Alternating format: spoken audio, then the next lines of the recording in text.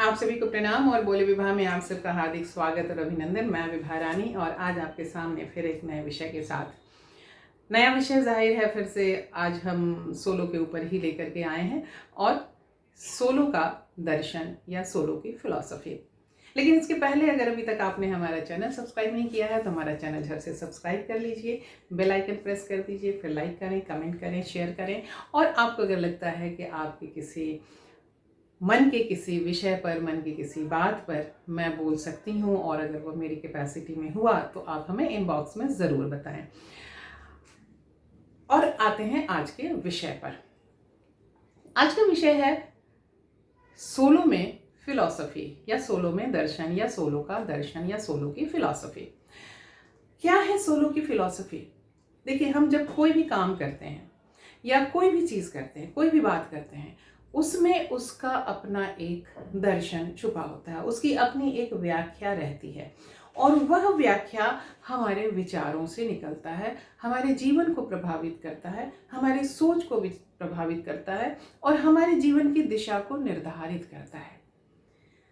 Solo में यह philosophy क्यों ज़रूरी है, इसके बारे में दो तीन बातें मैं आपसे कहना चाहूँगी। सबसे पहली बात तो फिर से वही मैं दोहराऊंगी कि सोलो, चूंकि स्टेज पर एक ही कलाकार रहता है, एक ही कलाकार को काम करना होता है, इसलिए ये उसके लिए बहुत ही चैलेंजिंग है कि वह इस दर्शन को आत्मसात करे, इस फिलॉसफी को आत्मसात करे और फिर उसके हिसाब से अपने आप को परफॉर्मेंस के लिए तैयार करे। इसकी फिलॉसफी का सबसे पहला पक्ष ये है कि जैसे हम सोलो में स्टेज पर अकेले होते हैं, वैसे ही हम अपने जीवन में भी समझिए कि अकेले ही होते हैं। हम जिसे कहते हैं कि भीड़ में अकेले, तो हम भीड़ में भी अकेले होते हैं। जिसे आप कहते हैं कि ग्रुप में अकेले, हम अपने ग्रुप में भी अकेले होते हैं। और जिसे आप कहते हैं कि जीवन में अकेले, तो हम अपने जीवन में भी अकेले होते हैं।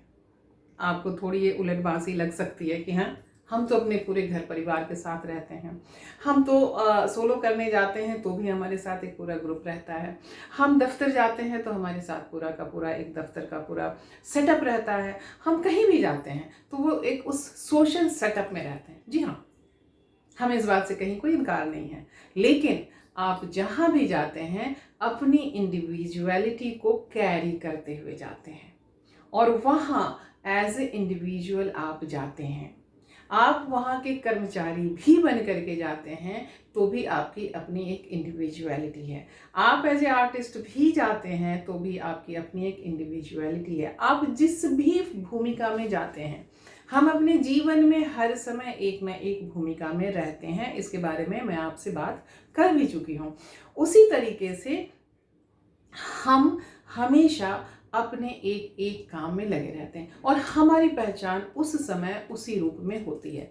जीवन के हर क्षेत्र में, आप परिवार में भी हैं, जब आप बच्चे से बात करते हैं तो उसके पिता या उसकी माँ के रूप में रहते हैं, अपने माता पिता से बात करते हैं तो उसके बच्चे के रूप में रहते हैं, जिस भी रिश्तेदार के साथ बात करते हैं, समाज के जिस धड़े के साथ बात करते हैं, जिस व्यक्ति के साथ बात करते हैं, उस व्यक्ति के साथ आपका क्या रिश्ता है उसके हिसाब से बात करते हैं और वो बातचीत आपके जीवन का रियल लाइफ परफॉर्मेंस होता है। हमें इसका पता नहीं चलता क्योंकि हम जीवन जीते हैं और जीवन में अपनी ही किसी भी चीज़ पर हम ध्यान नहीं देते हैं। हम कहते हैं कि हमसे बढ़ करके खुद को कौन जान सकता है, लेकिन सच तो ये है कि हम खुद ही खुद को नहीं जानते हैं। कोई दूसरा हमारे बारे में ज़्यादा जानता है, हम खुद के बारे में नहीं जानते हैं।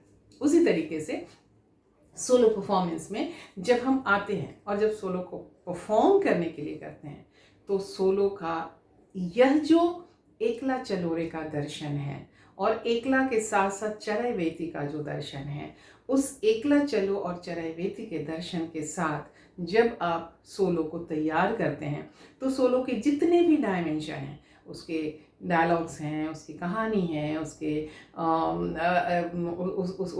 ट्रांजिशन हैं, उसके पॉजेस हैं, उसके कॉस्ट्यूम हैं, उसके डिज़ाइन हैं, उसका म्यूज़िक है, उसके जितने भी पक्ष हैं, उन सारे पक्षों पर आप एक फिलॉसफर की तरह नज़र रखते हैं। फिलॉसफर की तरह आप उसके एक एक रेशे को आप डिकोड करते हैं, अनकोडिंग करते हैं उसकी, तब आप सोलो के दर्शन को आप जान पाते हैं, सोलो के विचार को जान पाते हैं। सोलो एक विचार है, सोलो एक दर्शन है, और उसके कारण ही जब आप सोलो परफॉर्मेंस करते हैं तो आप चाहे जिस भी भूमिका में रहें, जैसे मैंने इसके पहले भी कहा था कि आप एज ए कवि जा रहे हैं अपनी कविताओं का पाठ करने, एक कहानीकार के रूप में जाते हैं कहानी का पाठ करने, एक चित्रकार के रूप में जाते हैं अपने वर्क ऑफ आर्ट की एग्जीबिशन लगाने, एक स्पीकर के रूप में जाते हैं किसी भी सभा सेमिनार को एड्रेस करने के लिए, एक फैकल्टी के रूप में जाते हैं किसी भी ट्रेनिंग में अपने ट्रेनिंग लेने के लिए या ट्रेनिंग देने के लिए। उन सभी में आपका वो सोलो परफॉर्मेंस ही है। ज़रूरी नहीं है कि सोलो परफॉर्मेंस का मतलब स्टेज पर जा कर के नाटक करना है, वो भी एक परफॉर्मेंस का रूप है। फिलहाल लेकिन हम आपसे इन टोटो हम सोलो के दर्शन की बात कर रहे हैं।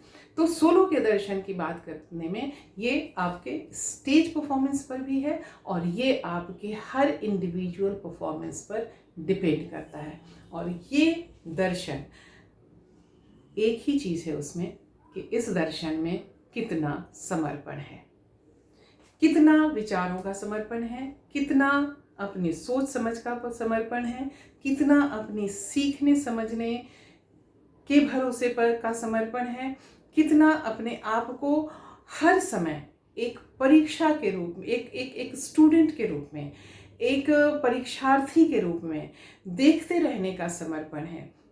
और इन सारी की सारी चीज़ें आपको सोलो के विचार से, सोलो की फिलॉसफी से जोड़ता है और वहाँ आपको वह तैयार करता है सोलो परफॉर्मेंस की हर चुनौती को लेने के लिए। जब आप तैयार होते हैं तब जब आप अपने संवाद बोलते हैं तो संवादों को आप डिसेक्ट करते हैं कि किस संवाद में मुझे कौन से भाव लाने हैं, किस संवाद को बोलते समय मुझे अपना बॉडी लैंग्वेज किस रूप में करना है, किस चीज़ के ऊपर मुझे कितना तवज्जो देना है। इन सब को जब आप करते हैं तो आपकी अपनी एक फिलॉसफी, आपका अपना एक नज़रिया, आपका एक विचार आपके अपने परफॉर्मेंस को लेकर के तैयार होता है। और धीरे धीरे धीरे धीरे जब आप सोलो की गहराई में डूबते जाते हैं, सोलो को और बेहतर तरीके से समझने लगते हैं, तब आपको ये एहसास होने लगता है कि मेरे अपने नुएंसेस क्या हैं, मेरी अपनी खूबियाँ क्या हैं, मेरी अपनी खामियाँ क्या हैं, मुझे अपने कहाँ किन किन क्षेत्रों में काम करना है, मुझे मेरे अपनी चीज़ों को लेकर के मेरा अपना दर्शन, मेरा अपना थॉट, मेरे अपने विचार क्या हो सकते हैं। और जब ये लगातार एक चर्निंग प्रोसेस है, लगातार ऑन गोइंग प्रोसेस है, और जब ऑन गोइंग प्रोसेस में आप इसमें इन्वॉल्व रहते हैं तो ये आपके दिमाग में चलता रहता है। जैसे मेरे दिमाग में हमेशा चलता रहता है कि मैं सोलो में और क्या ऐड करूं, मैं सोलो में और नया क्या ऐड करूं। जब मैं लोगों को सिखाती हूं तो मेरे दिमाग में आता रहता है कि इसको और कैसे बेहतर बनाया जा सकता है, इसमें और ऐसे क्या विचार ला करके डाले जा सकते हैं। वो सारी चीज़ें तब आती हैं जब हम सोलो के विचारों से, सोलो के फिलॉसफी से अपने आप को एकाकार करते हैं और एकाकार करने की कोशिश करते हैं।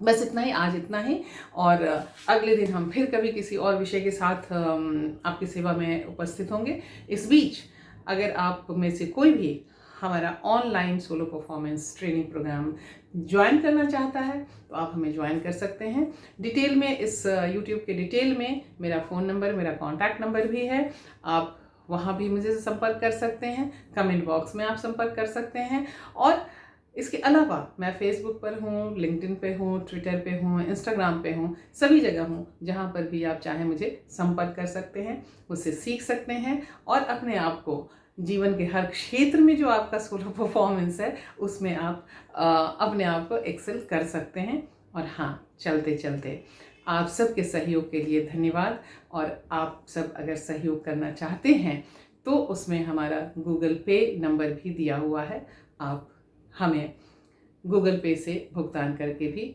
आप हमारा सहयोग कर सकते हैं। एक बार फिर से आप सबको बहुत बहुत नमस्कार, धन्यवाद, प्रणाम और अपना ख्याल रखिएगा, क्योंकि आप हैं तो हम हैं। नमस्कार, खुश रहिए, खुश रखिए, शुभ रात्रि, शब्बा खैर।